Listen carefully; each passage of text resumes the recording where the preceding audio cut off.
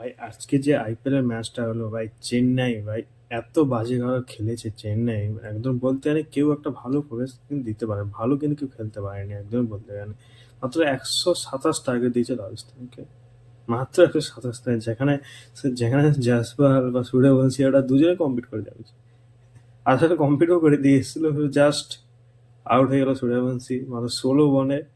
First half century করেছিল 16 বলে, কিন্তু কিন্তু ওইটা যদি ক্যাচ না হতো, আউট না হতো, তাহলে ওইখানে ম্যাচ শেষ করে দিত কিন্তু বলতে গেলে এখানে। কিন্তু চেন্নাইকে আর 12 ওভারে যেতে হতো না, তার আগে ম্যাচ শেষ হয়ে যেত, 10 ওভারে কাজ কমপ্লিট হয়ে যেত। কিন্তু কিন্তু চেন্নাই ফুল বেজতি করে দিল একদম বলতে গেলে ভাই।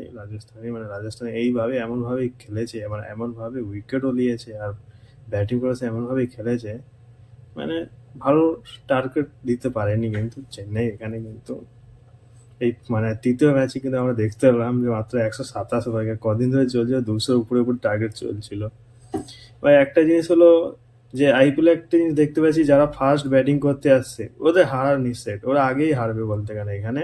মানে যারা ফার্স্ট ব্যাটিং করবে ওরা হারবে পুরো, 3টা ম্যাচই যারা ফার্স্ট ব্যাটিং করেছে তারাই হেরেছে, ঠিক আছে। লাস্ট যারা ব্যাটিং করেছে তারাই জিতেছে, মানে 3টা ম্যাচে এভাবেই চলছে। কিন্তু এরপরে যারা ম্যাচ করে ভাই, আগে ব্যাটিং নেবে না, আগে বলার নেবে, তবে ম্যাচ জিততে পারবে।